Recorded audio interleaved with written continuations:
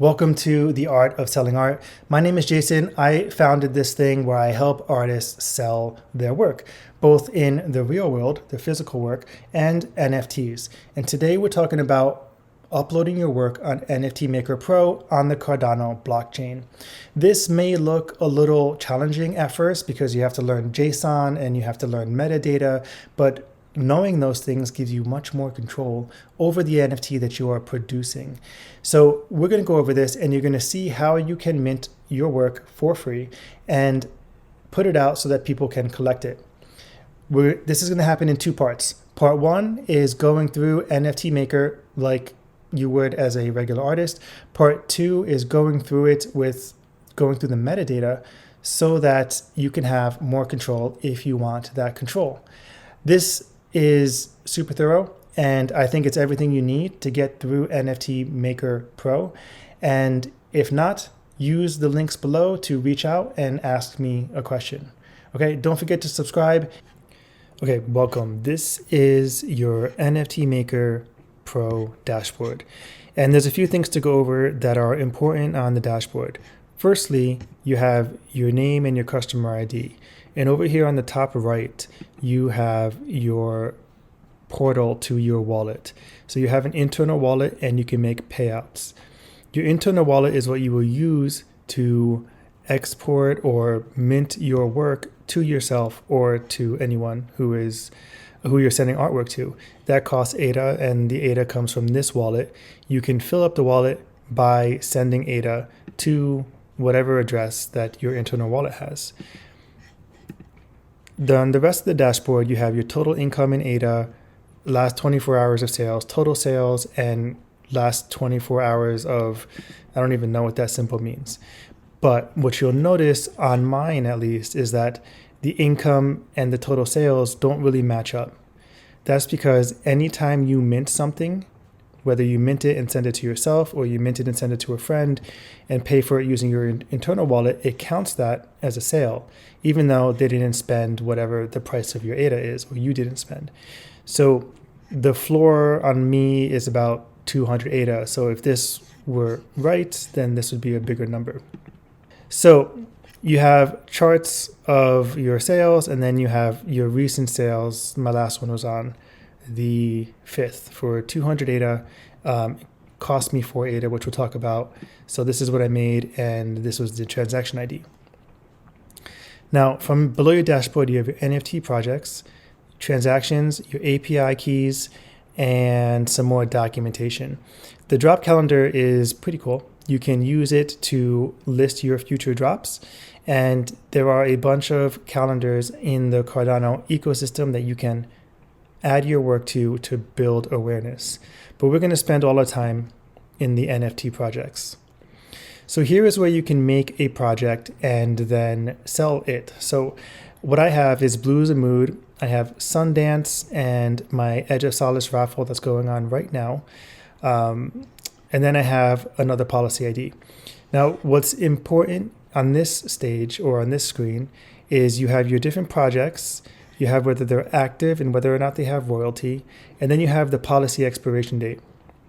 And this is really important because when a policy expires, you can no longer mint what is inside this project. So it's important to set your dates out depending on your goals and how you want to do your work. For me, I'm doing all of my policy IDs to 2025. And this right here is just a visual display glitch, but these three all have the same 2025 expiration date. So I have until 2025 to sell out of this stuff. Over here on the right, you have your tools for interacting with your projects. You can edit your project, you can manage the NFTs, you can see the statistics, your policy ID, what we just talked about. This is important because if you want to use the same policy ID, you would need to export these keys, and then when you create your next project, import these keys into that project. And I'll show you that in a moment. This helps keep everything under one policy ID. A policy ID is sort of like your signature on the artwork. So if someone is looking to see if the artwork is really from you and not cut and pasted and added by someone else, then they will look up the policy ID and compare it to the policy ID that you have displayed on your website or wherever you keep those things, so that people can verify the NFTs. Having one policy ID as opposed to having many allows you to verify your policy on marketplaces like JPEG Store or CNFT.io so that people can see your verified project. All right, the next one is the royalty token, which really simple. You click through it. This one's grayed out because I already have one. You set your royalty and then it's minted. So it uses a standard that all of the marketplaces are adhering to so that you can get your royalty paid out. Sale conditions, additional payout wallets. So if you need to split your wallet, let's say you have a model shoot or you work with another creator and you want to split the sale 50-50 or 70-30 or any of those denominations, you can use this to add another payout wallet. And you can manage your overall NFT prices, and then you can delete the project. Once you have stuff minted though, you won't be able to delete this project. So let's create a new project. And I'm just going to call this a test project. And you can put a URL. We'll put jasonmatias.com. Or if you're watching and you're curious, this is the link to the Art of Selling Art. Your description is really only for you. It doesn't show up anywhere.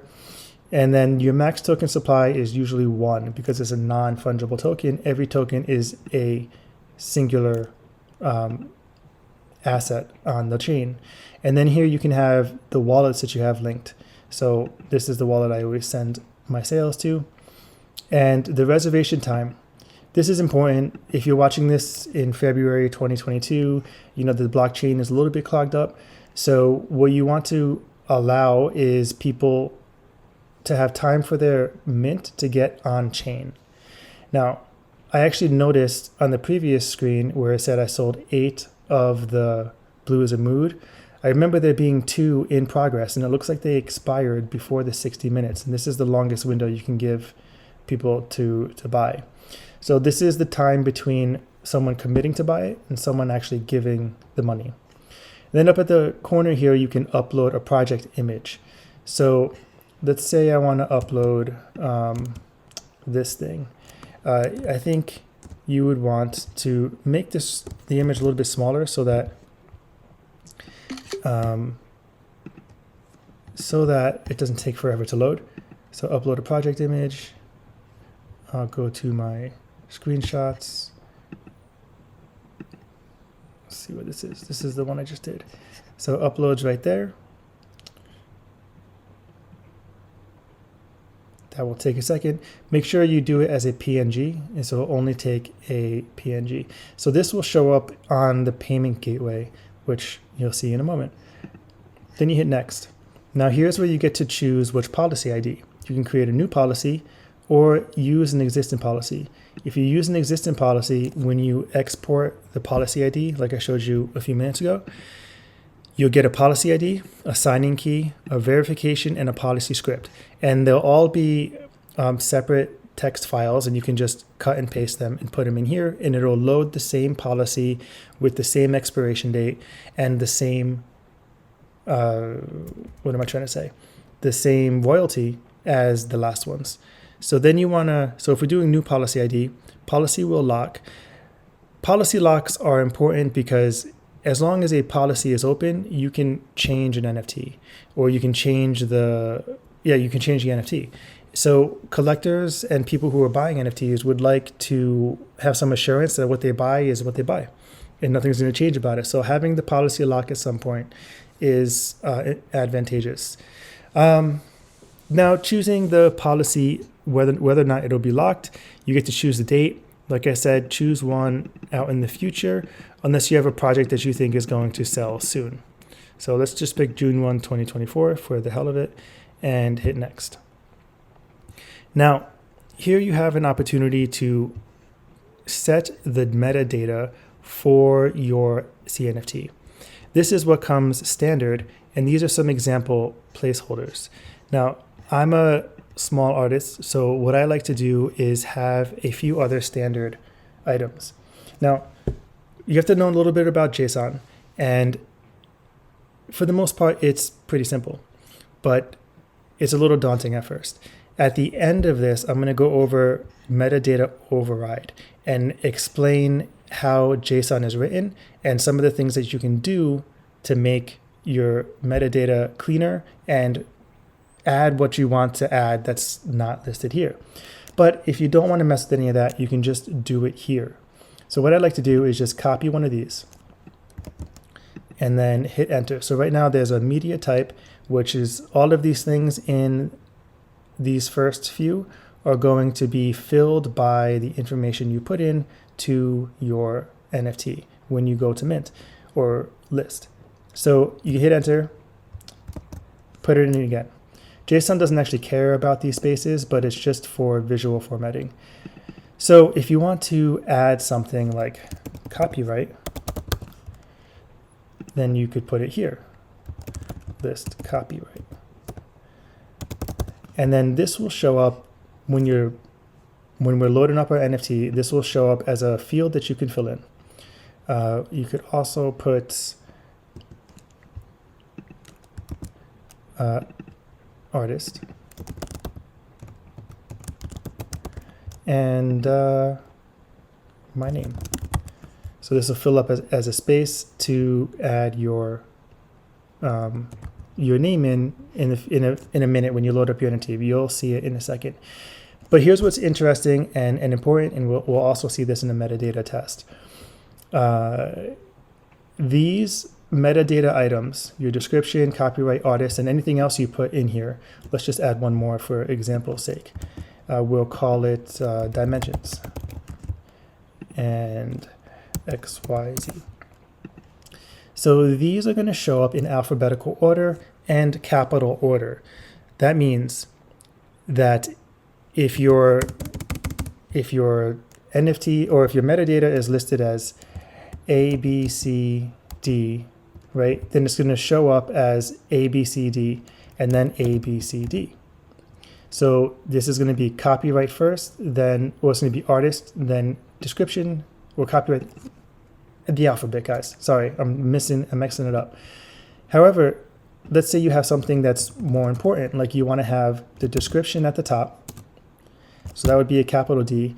And the very next thing you want is the artist. So that would be a lowercase a. Otherwise, the A would come before the D if they were both capitals. I hope that makes sense. If it doesn't, you'll see it in a minute when we check our metadata. So for the sake of this, I'm going to keep it simple, and I'm going to go hit next. This is just the check. Yeah, I didn't put a description, the project name, reservation time. You can change all of these, by the way. And your new policy ID will expire. And this is the standard metadata that will be applied to all of the NFTs in this project. So we're going to save project. Okay, now here it is. Here's the expiration date as we listed it. And then this is this part where we would set our royalty. And you want to do this first just to get it out of the way. And I think anything up to 10% is totally fine. I put all of my work at a 10% royalty. If it's like a generative project, sometimes 5% is more expected. But whatever it is, you put it here. Remember that the royalty is going to influence whether or not people want to trade your work. If the royalty is too high, it's going to be really hard to trade your work, your assets, really. Then you would put it in a Cardano address, and you would mint the royalty token. It would be sent to your address. It'll show up as just a blank NFT on your, on your wallet, in your wallet. I'm not going to mint one because I want to delete this project when I'm done. And if I mint it, I won't be able to. So the next step is to go to manage NFTs. And this is where you upload your NFTs. On this screen, you have upload your NFT, upload bulk, and then create a burning endpoint. These are basically exactly what it sounds like. I never do the bulk NFT upload, but that's just because I'm not the kind of artist. And so we're going to go over this one. Creating a burner endpoint is important because this allows you to remove something from the blockchain. And when you send something to the address that this generates, it's gone forever. Okay, so if we go to upload, you need a token name. And again, it says one character. The screen disappeared. But it has to be one continuous word or a string of letters and no special characters.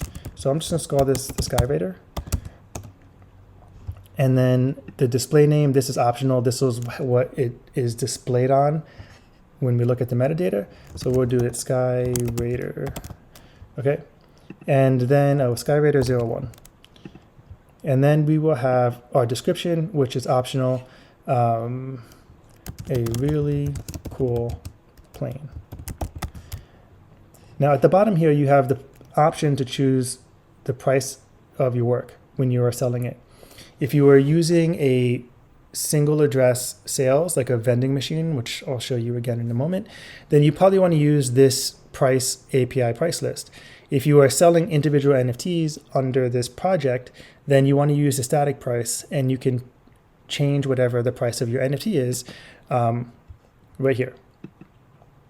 So if this is going to be a single NFT, I can make this, I don't know, 1,000 ADA. And then hit next. Then you're going to upload your work. So if I just choose that same screenshot, just so it uploads quickly because it's small. Okay, there it is. Now, if you were doing a video, you would upload a static image here, and then you would upload the video file as a sub file. Okay. Now, next we're going to go to metadata override and then placeholder data. So if we hit next, this is where you can add your own metadata template. And we're going to go over that, like I said, at the end. But here, we skip this. Now we have those fields, those custom fields that we added to our NFT. So let's copyright. The artist retains the copyright to this art. My name is Jason Matias, and oops, I should have labeled this better, but I think this was dimensions. So the dimensions of this was like 300 by 100 or something like that. But this is, the resolution, and that's kind of important, at least for photography. So then you would hit save NFT, and there it is. Here's your metadata. This is what it looks like. We can copy the metadata to go preview it. This is really important. When you saw all those 102 NFTs that are minted from NFT-Maker, a lot of those were minted as tests because I was trying to figure out how to write my metadata, and I didn't like the way it was turning out. So I ended up burning a lot of that stuff. I did a lot of trial and error before I got to this point. So before we go to minting and sending or checking any of this stuff, let's go to a metadata tester. So we can go here. This is pool.pm/test/metadata. And I wish I knew about this. So if I post this in here, we have our display name, the thumbnail, and here is the copyright data. So as you can see, it's in alphabetical order. If you wanted it to be in a different order, like copyright at the end, we would make this C lowercase. I guess we'd have to make the rest of the stuff uppercase. So if we change this to an A, and then the dimensions, and then the dimensions. Now the copyright's at the bottom because it is lowercase, and it's the lowest letter or the earliest letter in the alphabet from the lowercase. We could also type in other stuff here and see how it appears on this side. So if we hit enter, just for sake of looking pretty, space it over, and I'll put type, right? Airplane type. So quote, colon, this is how JSON works. Open quote again, we'll put as a fighter plane. And close quote, comma. Now we have the type at the bottom here. But notice how type comes after copyright. So just for the sake of this, if we make this a capital T, it'll show up above copyright. I hope you guys get that. If not, just play around on this. But this is important because this allows you to check what your NFT is going to look like before you actually send it out into the world. And you have the opportunity to customize it or to fix whatever errors you have. Like there's this green line. I don't know where that came from, but it doesn't matter. So that's metadata test. Again, pool.pm/test/metadata. So back on the NFT-Maker screen, you can, again, show your metadata. You can edit this NFT until it's minted and sent. Like here's the state, it's free. Once it's minted and sent, you won't be able to edit it without a developer's help. And then after the policy ID closes, you won't be able to edit it at all. Now you can duplicate this NFT if you want. So let's say you're going to have 5 of these. We can do duplicate. We want to make 4 more copies because we already have 1. So 4 duplicates starting at number 2. And let's do 3 zeros in the front. So the token name, this is what it's going to look like down here. So Sky Raider. So it's going to show 002 through 005. The display name, Sky Raider 00, is going to show up 002 through 005 again. This is cool that if the token already exists, we'll skip this name. So we can start duplicating. It's really quick. And now we have the Sky Raider 1, 2, 3, 4, 5. This is why you check your metadata, because if you mess up and you figure it out later, which I have done, you're going to have to go and delete these 5, and that takes a while. It's actually, I mean, it's quick, but if you have, let's say 333, like I did, you're going to have to go and delete all of them in order to update the data, unless you have developer knowledge, and then you'll be able to do it at once, but that's more advanced. Okay, so now what you can do to sell your NFT. You can sell this via a payment gateway. So if you click on this, this will be the link to the payment gateway. If you click try, it shows you what the gateway will look like. It'll have the little image that we uploaded in the top corner. They don't have the price, what it's priced in euros or dollars. You can just click on it to change it. And then it'll give people an option on what wallet they want to use to buy. You install this link somewhere on your website, and then people can click on it, and that window will pop up. That's one way. The other way is another way, there's 3 ways, is you can mint this and send it to your wallet. Then you can list it on a marketplace. So an example of that is my Shashai collection, where the first one sold for 2,000 ADA, but these ones are still available for 500. So this one is listed on CNFT.io. So when someone clicks on it, they can buy it right from here. Okay, but it's my account, so they're not going to let me do that. That's example number 2 of how you can sell your work through here. Example number 3 is you can do this via a vending machine.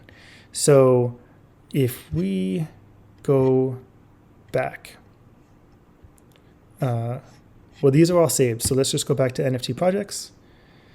Now, where is it? Test project. We can do, well, not payout wallets, but manage NFT prices. So here is where you get to use a single address payment system. So you have to add the prices for your work first. So let's say this is just 1,000, and then, count of NFT, there's 5, price in ADA, 1,000, and price valid. From dates, you don't need to have these price points available. If you were going to do a sale, you could have the price valid until a certain date, and then it won't be available. Activate the price, save. Now you have an active price up here. You can choose the style of your button. I like these rounded corners. Choose the color, and then price one. Oh, this price is selling 5 at once for 1,000 ADA. So let's fix that. We're selling 1 at a time for 1,000 ADA.